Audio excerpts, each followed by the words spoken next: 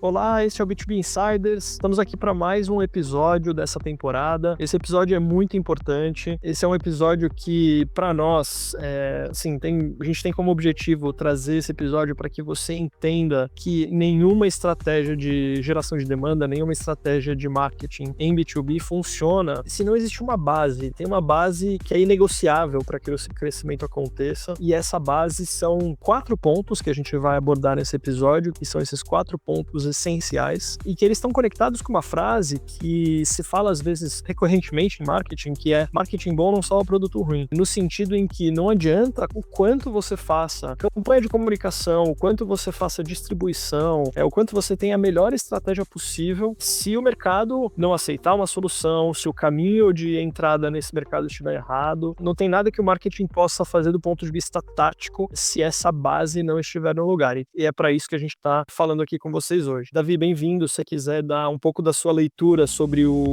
a importância desse episódio que a gente vai falar hoje. Fala, Gabriel. Fala, pessoal. Sejam bem-vindos a mais um episódio. É um prazer estar aqui com vocês. Esse assunto ele é muito importante porque marketing, no final do dia, é sobre negócios, né? Mas eu acho que a gente está acostumado a entender, ou pelo menos visualizar o marketing somente no campo de ação, ali na parte mais tática. E o objetivo desse episódio hoje, para você, marqueteiro B2B, é fazer também um diagnóstico em nível de negócio da sua operação. Não somente na sua estratégia de marketing, mas em relacionado justamente à conexão entre o seu produto ou serviço ao mercado, né? O marketing na essência. E é super importante que você consiga ter essa visão holística da relação entre o seu produto, a sua empresa, né, a sua solução e o mercado, para que você consiga exatamente entender em que estágio você está e o que você pode fazer para dar o próximo estágio em nível de uma escala e de uma grande penetração de mercado, que é o nosso objetivo. Mas lembrando, esse episódio aqui, né, esse assunto ele é super importante e a gente já trouxe ele outras vezes na nossa comunidade no Insiders. Então, aqui fica um convite, tá? Se você não faz parte do Insiders ainda, eu e o Gabriel a gente convida a você fazer parte, porque esse tipo de debate a gente começa lá,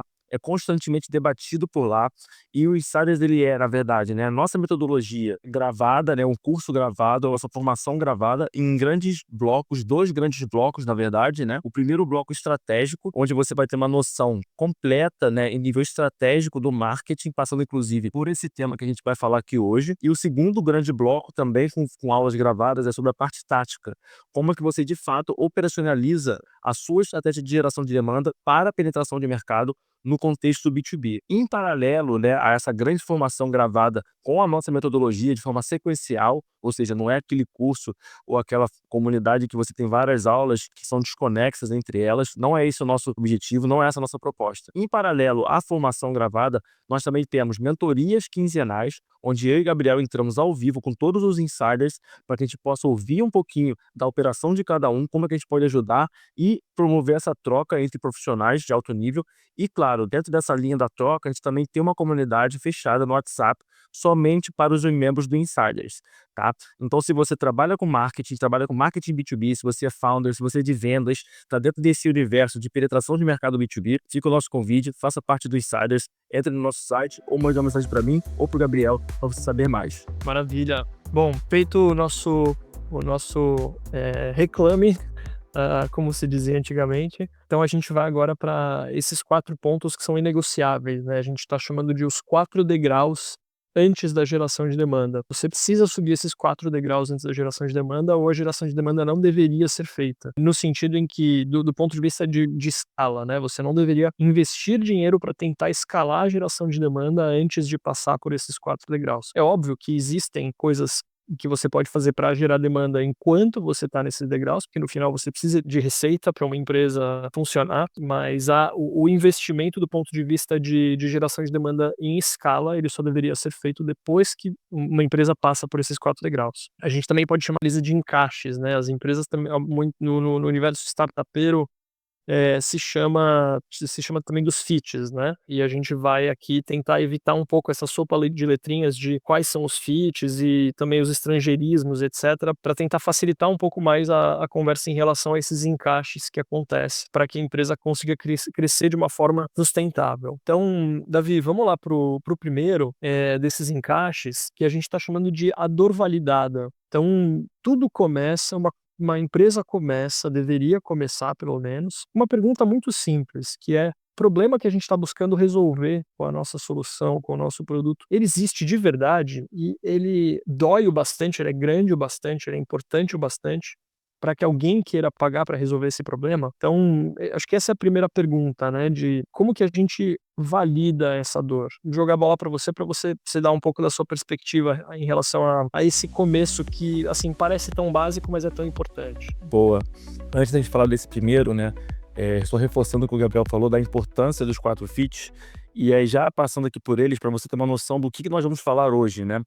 Primeira coisa a ser validada é o problema, a segunda coisa validada é ser a solução, a terceira coisa validada é o produto, e a quarta forma a ser validada é como vender, como você de fato vende isso tudo. Então, você entender aonde você está nesse estágio é fundamental em nível de diagnóstico de operação. Então, o primeiro ponto que você tem que diagnosticar, seja você numa situação mais madura ou menos madura, é justamente o problema. É esse primeiro encaixe ou esse primeiro fit, conforme o Gabriel trouxe. Por que isso é importante, tá? É claro que a gente não vai estar dentro de uma operação na qual o problema seja inexistente, né? Eu acho que isso acaba sendo um exagero e, em linhas gerais, todas as empresas, elas existem e nascem, né? Sejam startups, sejam empresas que já entram dentro de uma categoria madura, né? Todas elas entram para solucionar um problema. Tudo começa por um problema. Essa é a lógica da troca entre pessoas, né? Troca humana, entre que você tem um problema, eu vou ali, soluciono, eu consigo masterizar essa solução a ponto de virar uma empresa. Essa é a lógica. Porém, o questionamento é: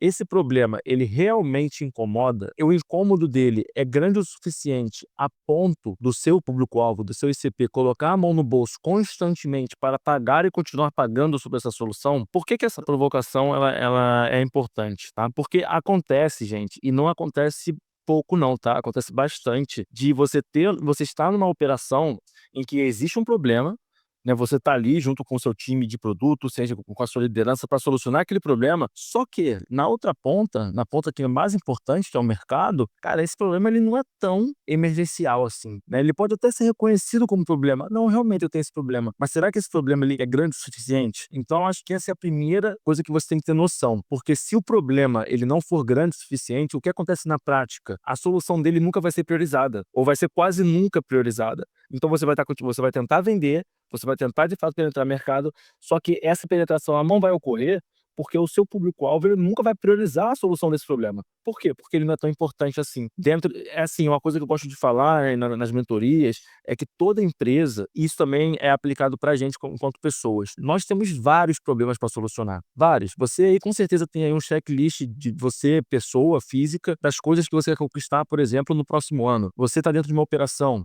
Com toda certeza você tem 5, 10, 15 problemas que você poderia solucionar. O ponto é, quais desses problemas você vai priorizar? E essa priorização, ela vem justamente por uma hierarquia de dores. Então, acho que a provocação aqui nesse primeiro momento é entender se de fato o problema que você soluciona é uma dor que incomoda. Gabriel, partindo um pouquinho dessa lógica, será que você consegue dar alguns caminhos, quem está aqui nos ouvindo, conseguir identificar se de fato o problema que eles têm é ou não é relevante a ponto de ser um problema que vale a pena você operacionalizar e fazer uma empresa, construir uma operação sistemática para solucionar? Eu diria que o mais importante nesse ponto é uma empresa entrar muito fundo, entrar muito no detalhe em relação a se essa dor existe, se ela é relevante o bastante para que alguém pague para resolver ela. E aí tem, assim, várias perguntas, quase como um checklist que as empresas podem passar para entender um pouco mais isso, né? Então, e isso pode ser feito em conversas com clientes, conversas com o mercado. Eu diria que se uma empresa talvez não tem clientes ainda, o que eu acho que em muitos casos não acontece, porque a gente está aqui na maior parte dos casos falando com pessoas que já estão em empresas estabelecidas, mas muitas vezes é relevante e saudável que ocorra talvez um olhar para trás e falar: "Putz, será que vale a pena talvez a gente, né, se tem uma coisa não encaixando, a gente tente passar do ponto de vista mais teórico por aquela etapa, para que a gente consiga ir fazendo as coisas se encaixarem até que a gente chegue no ponto ótimo, né, de mexemos em detalhes aqui, detalhes ali, porque a gente foi percebendo desencaixes ao longo desses 4 degraus, e a gente está aqui falando do primeiro, da dor validada, para que esses encaixes eles possam ir sendo feitos a posteriori, mesmo que a empresa já esteja rodando, né. Então, eu acho que o objetivo desse episódio é justamente esse, é mostrar que esses 4 degraus, eles são importantes para qualquer empresa, não é só para uma startup que está passando por eles na prática, né. Então talvez, seja importante voltar um pouco para algumas empresas e estabelecer que de fato esses 4 encaixes eles estão acontecendo. Mas acho que algumas perguntas que podem ser feitas para clientes e prospects, né, que, né, assim, quem, né, se você internamente olha e fala: "Putz, é aquele mercado, são aqueles é aquela persona, aquele determinado ICP, né, de ponto de vista de entendimento de filtros que te façam chegar num segmento de mercado, que sente aquela determinada dor", essa é a sua hipótese. Então, quão frequente é esse problema que eles têm? Quão grave é esse problema também? Quanto custa esse problema para aquele mercado? O que que acontece, né? Quais são as consequências de não resolver esse problema, né? Então, se você resolve esse problema, quanto que a empresa vai passar a faturar mais? Ou se você resolve esse problema, quanto que a empresa economiza, corta de custos, né, ou corta de despesas? São questões que, assim, você não deveria ir para uma próxima etapa de desenvolvimento de solução de produto e de business, sem você ter essas respostas. Se você não tem essas respostas, é importante passar por essa etapa. E aí, se você, na hora que você encontra essas respostas, né, e tem também talvez o último e mais importante, quanto que as pessoas estão dispostas a pagar para resolver esse problema? Porque muitas vezes tem empresas que, do tipo, você olha e fala: "Putz, isso aqui é ótimo, beleza, mas não é tão importante assim, então eu não gastaria a caixa da empresa para resolver esse problema". Se alguma dessas coisas é falha do ponto de vista prático, você precisa resolver aquela coisa específica. Então, por exemplo, é um problema que o cliente quer resolver a cada 10 anos, e se recorrentemente você precisa vender todo ano e você tem um tamanho de mercado pequeno, putz, então talvez o business plan não pare de pé, né. Então você precisa voltar para trás e olhar e falar: "Putz, então o que que a gente precisa mudar aqui para que o business plan pare de pé?". Então, essa etapa ela precisa resolver essas questões para ser possível passar para uma próxima etapa. E aí, Davi, queria aqui já passar para a próxima, a não ser que você queira comentar alguma última coisa aqui na parte da dor validada. A próxima etapa depois de validar a dor seria qual é a melhor solução para essa dor, e solução ainda não do ponto de vista de produto. Se você quiser talvez arrematar em alguma coisa em relação à validação da dor, deixo aí a palavra para você. Boa.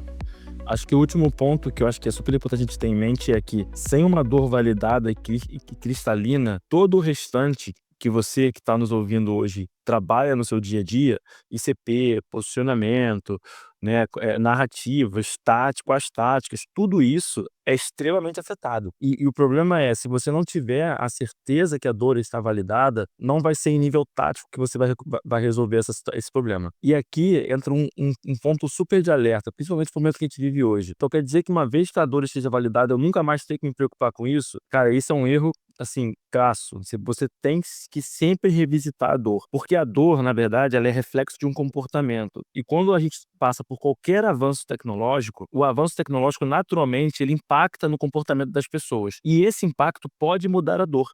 E se você, como empresa, não percebe essa mudança, você vai continuar solucionando uma dor que não existe mais. E isso pode ocasionar no encerramento da sua empresa, na falência da sua empresa. Então, se você olhar para o passado, cara, BlackBerry, Blockbuster, tem outros exemplos, Kodak, todos eles basicamente solucionavam um problema onde tinha uma dor validada, o avanço tecnológico aconteceu, a mudança comportamental ocorreu por conta disso, a dor mudou, a empresa não identificou isso em tempo rápido o suficiente, outras empresas chegaram, solucionando a nova dor, e elas ficaram para trás e perderam o mercado até que elas de fato acabaram. Então essa é a importância em nível de negócio de você ter uma dor validada de forma constante. Porém, nosso objetivo aqui não é somente validar a dor, nosso objetivo aqui é escalar, né? Então, quando você tem a dor validada, você tem que ir para o segundo passo, conforme o Gabriel falou, que é justamente a validação da solução, né? Ou seja, se a sua solução, né, não é o seu produto ainda, se a sua solução, ou seja, a categoria que você está inserida, né, ela é de fato a melhor forma de você solucionar a dor que está validada. Por quê? Porque existem diferentes formas de você solucionar a mesma dor. E se se a forma que você soluciona ela não for de uma forma quase que escancarada melhor do que a forma atual, dificilmente você vai conseguir avançar nessa penetração de mercado. Então, Gabriel, explica pra gente um pouquinho, né, como é que funciona essa etapa tão importante, que é a validação da solução. Pode também trazer talvez esse paralelo que o mundo startupeiro utiliza, né, Problem Solution Fit, e como é que a gente faz isso na prática, e quais são os erros, né, caso a gente não faça isso numa pace de forma correta. Legal. Bom, acho que assim, o mais importante é entender o que é essa etapa do Problem Solution Fit, né? A gente está falando de uma categoria, né? Como solução, a gente não está chamando ainda o produto em si, mas uma forma de um problema ser resolvido. E essa forma é como o que vem, qual é a categoria, digamos, de solução que vem na cabeça do cliente na hora em que ele pensa em determinado problema. Então, um exemplo possível aqui é, antes de existir Uber, se eu tinha o problema de eu preciso ir, estou numa cidade grande, eu preciso ir do ponto A até o ponto B rápido, sem precisar, assim, dependesse do horário que, por exemplo, eu vou pegar um transporte público, é uma distância que eu não vou conseguir fazer a pé, etc. A forma mais corriqueira é o táxi. Então, o táxi, ele era uma categoria de solução já super estabelecida, uma década atrás, quando foi lançado o Uber, né, e o Uber foi lançado há mais de uma década, mas assim, enfim. E aí o Uber, ele entra quase como uma nova categoria de solução do ponto de vista de transporte individual. Porque a forma de eu contatar esse motorista é completamente diferente, a experiência que eu tenho é completamente diferente. Então ele entra quase como uma categoria de solução nova mesmo, né? Eu diria que, na minha opinião, é uma categoria nova. Se comparado com o táxi, por exemplo, você poderia dessa forma ocupar um espaço na cabeça do cliente de, putz, essa solução, essa categoria é muito melhor do que aquela categoria. Não é uma comparação necessariamente do Uber como produto com determinada empresa de táxi, por exemplo, né? O Uber como, assim, derrubando uma categoria inteira. É o aplicativo de transporte derrubando uma categoria inteira. Tanto que depois surgem vários outros aplicativos de transporte entrando nessa categoria agora nova estabelecida. Agora, se você vai entrar numa categoria em que ela já está super bem atendida, não existem, assim, acho que toda categoria ela tem algum espaço para uma disrupção, para uma categoria nova, né? Quando a gente fala de disrupção, de fato, é quando você muda a categoria, né? Então você pega um iPhone, por exemplo, o iPhone como smartphone, ele disrupta todos os celulares lá atrás, na época em que existia como smartphone o BlackBerry, talvez, né? Então, quando você fala de disrupção, é isso, você entra com uma categoria, um tipo de produto completamente que quebra o outro produto vigente, né? Mas o importante aqui é você entender se faz sentido, neste momento, para o seu plano, para a sua empresa, você buscar essa disrupção. Se você está numa categoria já estabelecida e que o espaço para disrupção talvez não esteja óbvio, então você pode talvez passar um pouco mais rápido, digamos, por essa etapa de Problem Solution Fit, né? E aí, assim, digamos que você precise passar por essa etapa. Tem algumas perguntas que você pode responder. Davi, você quer talvez falar um pouco dessas perguntas para quem acredita que precisa passar por essa etapa, porque talvez inaugurando uma categoria para ver se essa categoria como tipo de solução ela poderia estar validada? Boa. Em linhas gerais, né, eu acho que assim, as perguntas, né, elas vão, obviamente, variar dependendo do seu setor, dependendo da dor que está validada antes, né? Mas a lógica, né, é tentar pensar sempre na linha D, né? Tipo, financeiramente falando, quanto se ganha ao resolver esse problema, né, essa dor validada, da forma atual? Ou quanto é economizado? Ou seja, você começar a tentar tangibilizar, né, a nova forma de solucionar a dor. E aí, eu acho que esse é um bom caminho, tá? É você, obviamente, entender quais são as métricas, né, atreladas à dor que você já mapeou previamente, né? A partir desse momento, conseguir isolar essas táticas e fazer uma comparação direta entre a forma que está sendo resolvida hoje e a forma que a sua categoria ela está se propondo a solucionar. Então, no caso do Uber, por exemplo, que o Gabriel trouxe, com toda certeza você coloca aí em relação ao táxi, né? Você coloca, por exemplo, tempo, porque você tem ali um controle no aplicativo de quanto tempo vai chegar o carro, inclusive já tem ali o horário que você vai chegar no destino final, calculando, por exemplo, o trânsito. Você tem elementos relacionados à segurança, você sabe quem é a pessoa, você existe ali uma chancela do Uber.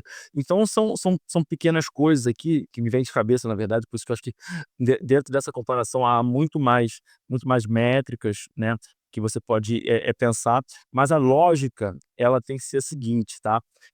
quais são as métricas que estão atreladas àquela dor e qual é a diferença clara entre a nossa solução e a forma atual de solução dessa dor. Por quê? Porque qualquer dor que você qualquer processo de mudança, tá? É um processo naturalmente doloroso. Nós, como seres humanos, nós não gostamos de mudança, porque isso impacta, obviamente, em sair minimamente de uma zona de conforto no qual nós estamos acostumados, né? Uma rotina. Então, na hora que você vai propor uma mudança, né, você tem que trabalhar quais são os ganhos, né, os ativos dessa mudança de forma muito clara. Do contrário, a nossa reação natural é ficar no status quo, é justamente não mudar. E aí eu acho que um dado super importante que a gente já falou algumas vezes aqui, a April Dunford traz muito esse dado nas apresentações dela, que é o seguinte, né, no B2B, isso quando você vai aumentando o ticket, obviamente isso também aumenta, porque o risco é maior, né, e aí o risco a gente fala também de dor, no caso, né, a dor da decisão errada. O maior, entre aspas, concorrente que você tem numa operação B2B não é o seu concorrente. O maior concorrente, ou melhor, o maior competidor, né, dentro de uma negociação B2B é o status quo, é a inação. Então, por isso que essa etapa, né, a de Problem Solution Fit, ela vem antes da do Product Market Fit. Por isso que a gente não fala de produto ainda, porque aqui a gente está basicamente trabalhando de forma intencional, porque você vai sair da inação, você vai sair do status quo e vai solucionar essa dor que já está validada com a nossa categoria. Aqui fica claro o porquê que a nossa categoria vale a pena. Por que que um ride sharing, né, por que que um aplicativo de transporte ser melhor do que o táxi convencional. A gente ainda não está trabalhando em nível de produto. Por que que o Uber é melhor que o Bolt? Ou por que que o Uber é melhor que o 99?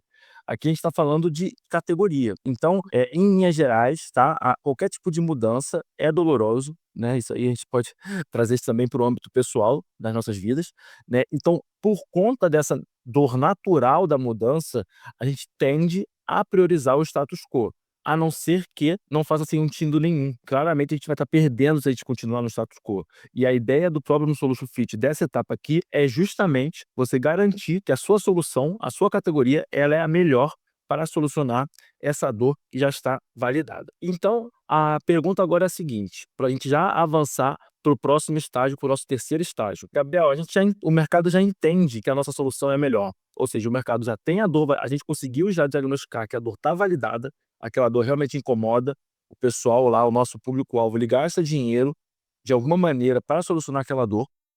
A gente já conseguiu diagnosticar e confirmar que a nossa solução, ela é melhor, nossa solução em nível de categoria, ela é melhor do que a forma vigente que o mercado-alvo soluciona essa dor validada. Então agora qual que seria naturalmente o próximo passo para a gente avançar aí nesses 4 fits, né, nesses 4 encaixes, nesses 4 degraus para essa penetração de mercado? Beleza. Bom, o próximo passo seria naturalmente o produto. Qual é o produto e como é o produto que entrega o valor que o cliente está esperando, né? Então, ele já popularmente, por mais que, né, seja mais um estrangeirismo, mas no mercado mais de startups, mas acho que talvez seja de todos esses o termo mais conhecido popularmente, é o Product Market Fit, né. Então uma vez que a categoria de solução está validada, agora, ok, dentro dessa categoria, como que é o produto que a gente vai entregar para que a gente consiga de fato,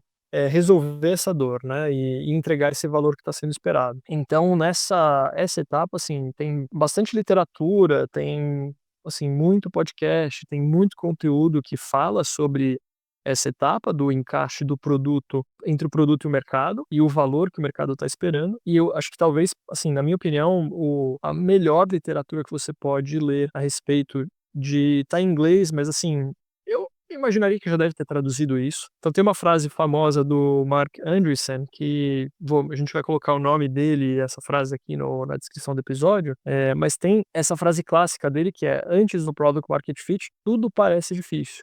Depois, tudo parece fácil".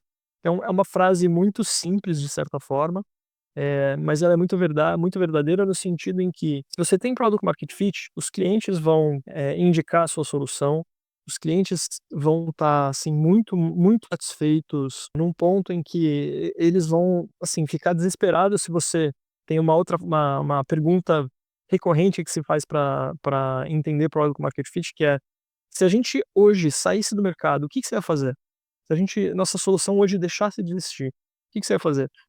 Se a reação do cliente for: "Ah, eu compraria tal outra coisa", né, não seria um grande problema, não é um bom sinal, né, um ótimo sinal seria se o cliente ficasse praticamente desesperado, né, do tipo: "Meu, não saberia o que fazer, eu não saberia para onde correr, se você não existisse". Então isso é um excelente sinal, de Product Market Fit. Então, aí, Davi, te convido também para falar um pouco mais sobre esse encaixe entre o produto e o mercado. Assim, o que que significa isso e como que as empresas deveriam, o que que elas deveriam observar para entender se o Product Market Fit existe? Boa. Eu acho que, cara, foi o que você falou, né, existe muita literatura sobre isso. Eu acho que existem diferentes formas de você entender, né, se você tá ou não tá próximo do product market fit ou não. Eu gosto muito da frase que fala o seguinte: "Quando você alcança o PMF, né, você não tem dúvidas se alcançou". E por que disso? Cara, porque realmente conforme o Gabriel falou, né, tipo, depois do PMF tudo fica mais fácil, isso é nítido. Que a demanda, ela começa a vir até você de forma constante, né. Eu acredito que talvez um grande indicador, né, disso e em linhas gerais é que, cara, o seu produto ele entrou na rotina de solução do problema, né. Aquela dor mais uma vez, né, voltando do início pra gente sempre não perder a lógica, que justamente é esse entendimento da lógica completa que vai fazer de você um profissional justamente acima da média na hora de diagnosticar alguma coisa. A dor validada, por que que ela está validada? Porque ela existe. Então ela sempre vai estar lá. A sua categoria está validada, e se o seu produto, ele começa a fazer constantemente parte da rotina da solução daquele problema, eu acho que é natural que, cara, eu preciso solucionar esse problema. Eu estou acostumado a solucionar com esse produto, que é a melhor forma possível de solucionar esse problema. Faz parte da minha rotina. Acho que aí já começa justamente vendo essas perguntas de trás para frente que o Gabriel trouxe, né. Então, tipo assim, cara, se a partir de amanhã o meu produto não existir mais, o que que você faz? Cara, é uma sensação de quase, cara, vamos ficar perdido, sabe? Tipo, é óbvio que você está dentro de uma categoria que ela é estabelecida, então você pode até ter outros concorrentes que solucionam da mesma forma, mas você é a escolha óbvia, né. Então, dá um exemplo aqui, imagina se amanhã o Google, ele tira todo o Docs, né, os onlines da vida aí, o Google Docs, o Excel Docs, lá o Word Docs e tal. Eh, assim, obviamente você vai arrumar, outras formas de fazer isso, mas, cara, isso vai gerar um estresse no seu dia a dia, né. Então, assim, porque isso é importante. Se amanhã ele talvez libere aí uma taxa de, sei lá, R$ 5 por mês para você usar toda essa suíte de docs que hoje é gratuita, talvez muita gente vai pagar, justamente pelo fato de, cara, é a melhor forma de eu solucionar a minha dor, né. Então eu acho que é entender exatamente, né, e aí mais uma vez, isso passa por um mapeamento de métricas, tá, métricas de consumo, métricas de uso. Não à toa, né, uma das métricas que está extremamente relacionada ao PMF é o churn, né. Se você tem um churn alto, ou seja, se as pessoas começam por algum motivo, elas entendem que a solução que a dor existe, elas entendem que a sua solução é melhor, são convencidas de que o seu produto pode ser a melhor das opções dentre a solução existente, mas se elas compram, contratam ou acessam o seu produto, o seu serviço, né, e elas não renovam naturalmente, isso é um indicador claro de que a conexão entre o seu produto e o mercado, né, e a dor desse mercado não tá forte o suficiente. Ou seja, você não tem um fit entre produto e mercado, ou um product market fit. Então cara, eu acho que esse talvez seja um dos grandes desafios, tá, porque quando a gente está falando de dor, a gente está falando de mercado. Quando a gente está falando do problem solution fit, né, a gente está falando um pouco da categoria. Então, são conceitos que eles são um pouco mais abrangentes e que eles não falam necessariamente sobre você. Só que o Product Market Fit, ele fala sim sobre você, é sobre o seu produto, é sobre a sua entrega, a sua proposta de valor, né. Então aqui eu percebo que é uma das etapas mais importantes, porque ela é justamente a etapa que fala sobre você. E a resposta para o PMF, ela também vai ser única. Você não consegue, importar de uma outra solução o PMF dela para colocar na sua, né. Se você fizer isso, naturalmente você já está saindo com um passo atrás, porque você tá copiando uma empresa que já tem um PMF que já está no mercado, né. Então eu acho que essa é a lógica do PMF, ela é super importante, porque eu vejo que é um trabalho constante de atingimento e de manutenção, né? Mais uma vez que você alcança o PMF, não quer dizer que você alcançou e pronto, vamos passar para a próxima etapa. Não, não. Ele tem que ser trabalhado constantemente para que você continue sempre tendo esse PMF, né? Lembrando que, cara, mudou a tecnologia, mudou o comportamento, muda a dor e muda tudo. Então você tem que estar sempre mapeando isso para estar sempre à frente. Gabriel, antes talvez a gente passar aí para a última etapa, né? E aí, gente, super importante aqui, tá? Essas etapas, elas são sim sequenciais, tá? Idealmente, você tem que passar por uma para iniciar a outra, mas a gente entende que na prática, elas às vezes existe um overlap entre elas, tá? E tudo bem, não tem problema. Você pode estar ao mesmo tempo pensando no amadurecimento da sua solução, né, enquanto categoria para solucionar uma dor, e ao mesmo tempo trabalhando no seu produto, né? Você pode estar rodando cada vez mais pesquisas para constantemente entender melhor a dor, tá? Enquanto você tem também um ativo, né, um trabalho intencional em paralelo em cima do teu produto, tá? Então, essa aqui é uma lógica muito mais conceitual, mas você como marqueteiro tem que ter esse feeling para entender exatamente como é que você consegue alocar melhor esforços, né, e recursos dentro dessa lógica, né, de dor validada, categoria validada e produto validado. E Gabriel, como é que a gente pode então agora passar para o próximo passo natural, a partir do momento que sim, a gente começa a ter os indícios de que o PMF está acontecendo? Legal. Bom, então temos indícios, né, de que o PMF aconteceu, etcétera. Temos mercado, assim, indicando o seu produto, você tem um churn super, super baixo, se tem churn, né. O ideal é que você praticamente não tenha churn ou o churn seja muito baixo. Então, ok, entendemos que temos PMF, né, a coisa mais, segundo também o Mark Anderson, é a única coisa que importa. Neste momento onde você está buscando o PMF, você não deveria estar fazendo praticamente mais nada, mas chegamos nele, ok, e agora? Agora você deve encontrar um jeito repetível de vender e continuar vendendo. Isso é um passo antes ainda da escala. Qual é um jeito que quase que um processo, conjunto de canais, o playbook, o modelo de vendas, modelo de distribuição, eh, modelo de geração de demanda, e quais são todos os elementos que você precisa, ainda de um ponto de vista estratégico, né, como eu falei, distribuição, precificação, por exemplo, né, a precificação, você tem um elemento de precificação no go-to-market fit, porque o mercado precisa, então esse é um ponto super importante, tá. O product market fit é o primeiro momento em que o preço aparece, porque o preço ele precisa, ser aceito pelo mercado, e no go to market fit você precisa entender se você consegue escalar com esse preço. Então, com esse preço, com a distribuição que eu vou fazer, com parcerias que eu vou fazer, com as táticas de comunicação que eu vou fazer, se esse preço se mantém, e se tudo isso funciona de forma coerente como uma um assim, eu poderia fazer só uma repetição desse go to market para eu conseguir de fato, aí sim escalar, né. Então, uma forma repetível de eu conseguir vender uma determinada solução. Então, ela obviamente que você não consegue chegar num go to market fit sem você ter as outras etapas anteriores todas no lugar, aí sim você tendo as outras no lugar, você pode olhar para isso, né. Então, são todos esses elementos que eu falei, né, e você pode buscar alguns sinais de que você tem um go to market fit. Primeiro, você precisa entender que você tem uma estratégia coerente de go to market, antes de qualquer coisa. Se você entende que você tem uma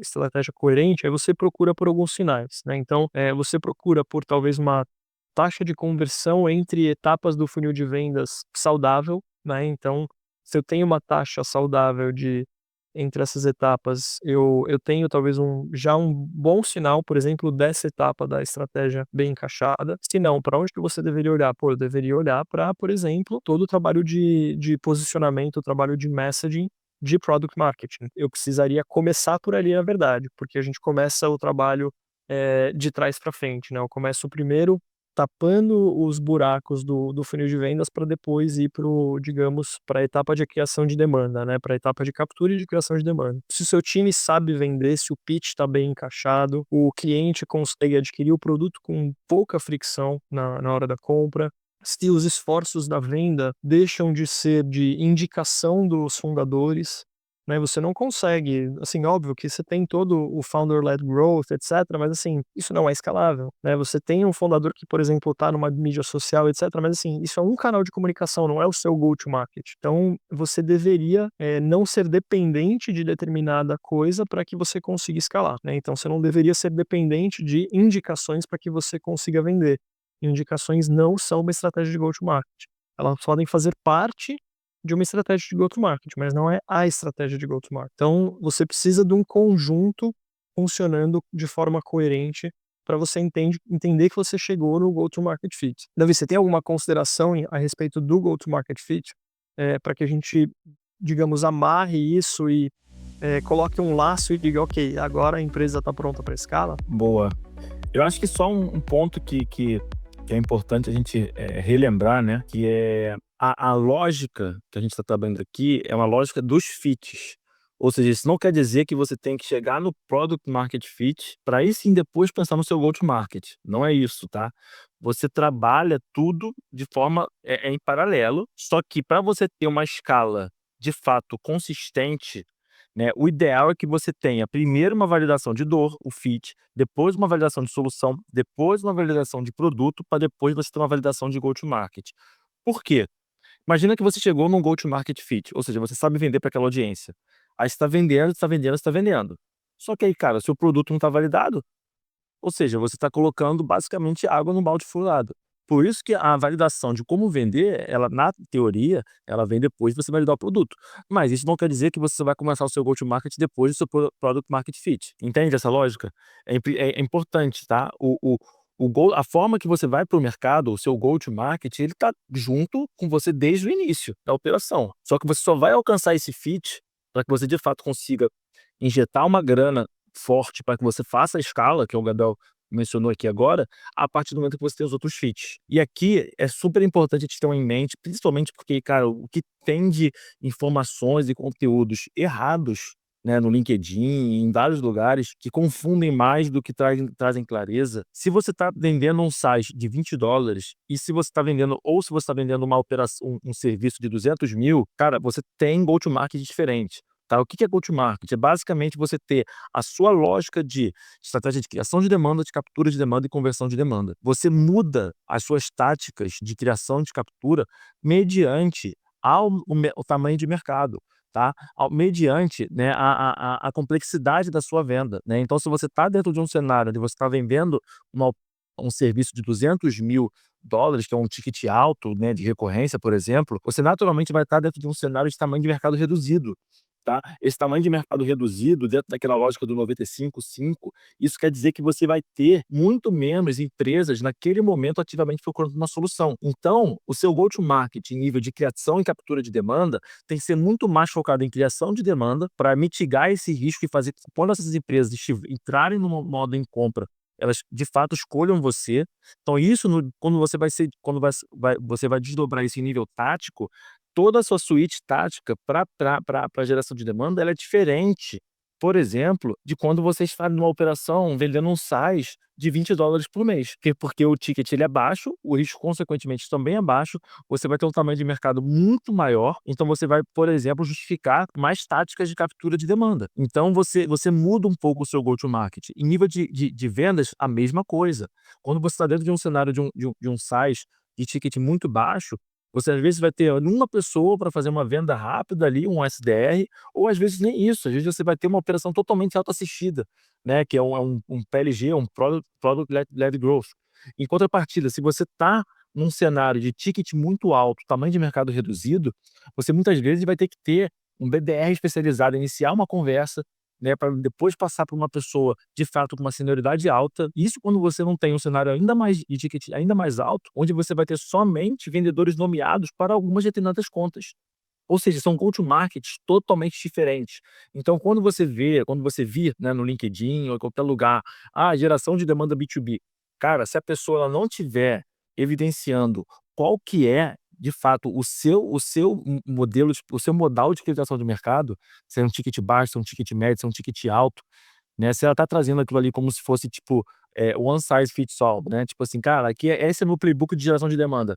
Se isso não tá sendo se não tá evidente, pode ter certeza que essa pessoa ela está pecando ou pelo menos negligenciando componentes estratégicos que são fundamentais. Então, para isso, para que você tenha e garanta a sua coerência estratégica de penetração de mercado, eu sugiro que você entre no meu LinkedIn ou do Gabriel e procure por um material que a gente compartilhou chamado Tabela de Coerência Estratégica de Geração de Demanda B2B, onde a gente destrincha, tá, mediante ao tamanho de mercado e ao ticket, exatamente como é que você vai lidar em nível de criação, captura e conversão de demanda para cada um desses modais, para que você não caia no erro, né, de ouvir aí alguém no LinkedIn que tem a fórmula infalível de geração de demanda, quando na verdade essa fórmula de geração de demanda, ela só funcionaria para um caso específico, e você não sabe se isso é o seu ou não. E mais uma vez reforço, tá, esse material, a tabela de coerência de demanda de estratégica de geração de demanda B2B, foi apresentada, né, em primeira mão dentro do Insiders, que é a nossa formação mais comunidade, mais mentoria.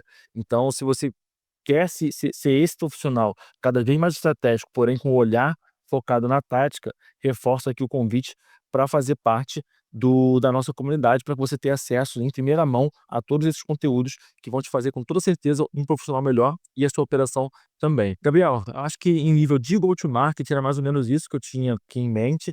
Se você quiser finalizar com algum ponto em relação ao go-to-market para rapidamente falar da escala, que é o objetivo final e infelizmente é onde pouquíssimas operações estão, porque tem que passar por todos esses elementos que a gente passou aqui agora, e acho que a gente já pode já ir se aproximando aí do final desse episódio. Beleza, bom, acho que, assim, o objetivo do episódio não é falar da escala em si, são esses 4 degraus para poder chegar na escala, né. Então, quais são esses 4 degraus, só retomando aqui tudo que a gente falou.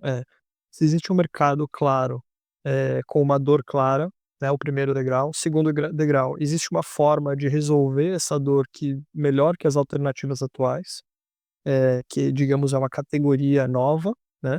Eh Terceiro degrau, se essa solução, né, essa solução, essa categoria nova vira um produto ou um serviço que as pessoas de fato usam, pagam para usar e recomendam para outras pessoas. E último degrau, se existe uma forma repetível de vender esse produto para um mercado, né. Então, passando por esses 4 degraus, você pode aí dizer de forma bem confiante que você sim pode passar por uma etapa de escala, né. E acho que um ponto importante aqui para lembrar é, tudo isso, né, e o marketing é responsável por coordenar e orientar a empresa, pra passar por todas essas etapas. E aí eu lembro que um marketing numa empresa que é o marketing reativo, o marketing que só faz comunicação e entende que marketing é comunicação, né, do tipo as empresas em que os fundadores, donos e executivos da empresa têm aquele conceito de: "Bom, agora está tudo pronto, agora é só ir lá e fazer o marketing", como se marketing fosse só comunicação. Essas empresas não têm condição do marketing orientar esse processo, né. O marketing precisa sim ter um papel estratégico dentro da empresa para que ele possa orientar e coordenar esse processo. Marketing precisa entender mercado, marketing precisa entrar antes, durante e depois de todo o go to market, e precisa ser o centro da estratégia do negócio, senão é um marketing que não vai poder orientar a empresa nesse caminho. E eu acho que isso é como encerramento aqui do nosso episódio, né, mas, se você quiser entender um pouco mais sobre, geração de demanda, sobre se o negócio tá ou não tá tracionando, da forma como deveria, eu te recomendo a olhar para esses 4 degraus, porque sem eles estarem no lugar de fato, a geração de demanda não vai funcionar. Então, acho que importante que esses 4 degraus sejam discutidos de um ponto de vista, assim, bem central como a estratégia de uma empresa antes de ir para a fase de escala. Mas, Davi, queria te fazer mais um convite para você dizer para as pessoas, como que elas poderiam, aprender um pouco mais sobre geração de demanda, aprender um pouco mais sobre marketing B2B, que é um tema aqui que a gente fala durante o nosso podcast, mas tem uma forma de se aprofundar ainda mais nesse tema. Boa, gosto de falar, a gente sempre comenta aqui internamente, é que o papel do marketing não é acertar tudo, mas é sim papel do marketing saber aonde está o erro, para que depois possa acertar, né. E eu acho que esse episódio ele traz esse elemento de diagnóstico que vai bem acima do, né, bem nível de negócio, e reforça, né, o papel desse profissional de marketing que tem essa leitura extremamente estratégica, não somente em relação à sua estratégia de geração de demanda, mas em relação ao seu negócio, né? E esse encaixe com o fit. Então, essa é a importância desse episódio, tá? Porque o papel do marketing é sim entender onde está o ponto de melhoria, é sim entender onde está o gargalo, para trazer internamente, junto às lideranças, junto com o time de produto, junto ao mercado, qual é a melhor forma para que você consiga, obviamente, avançar e penetrar mercado, que no final das contas é demanda convertida, que é a receita, que é o que a gente espera no final do dia, né? Então, se você quer ser mais e mais esse profissional, convido você a, bom, assistir aqui os nossos outros episódios do podcast, que eu e o Gabriel, a gente vem falando, cada um com um tema diferente, porém todos eles dentro desse grande universo do marketing B2B. Convido vocês também, obviamente, a me seguir no LinkedIn, Davi Costa Lima, a seguir o Gabriel Barbosa, com Z, né, no LinkedIn também. E, mais uma vez, convido vocês, para quem não faz parte, o B2B Insiders hoje tem duas frentes, tá?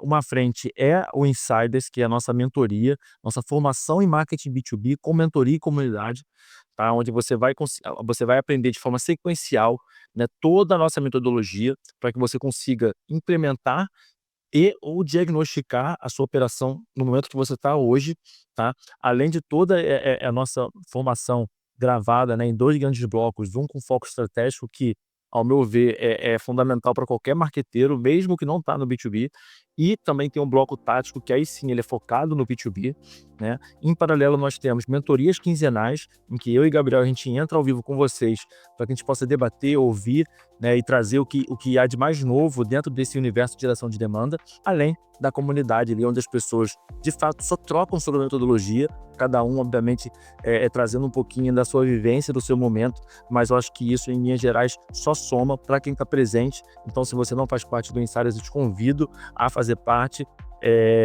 Entra no nosso site, veja lá, ementa, mande uma mensagem para mim, se for o caso. Vai ser um prazer bater um papo com você para te conhecer antes de você entrar também. Em paralelo, a gente também faz a implementação, né, da geração de demanda B2B para empresas que têm o ticket alto, ali mais ou menos a partir de 100 mil ano de recorrência, tá? E que tem o seu ICP dentro do LinkedIn.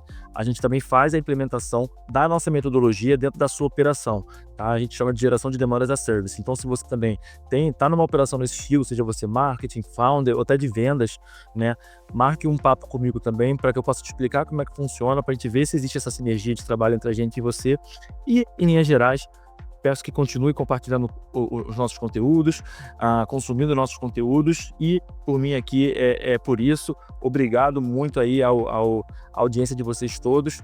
Gabriel, agora para você aí se despedir do pessoal. Obrigado, pessoal. Obrigado, Davi, por mais esse papo.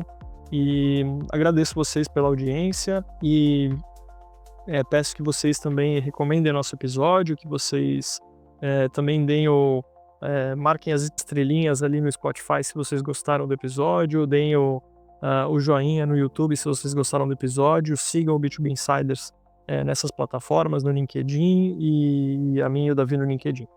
Obrigado, pessoal. Até a próxima.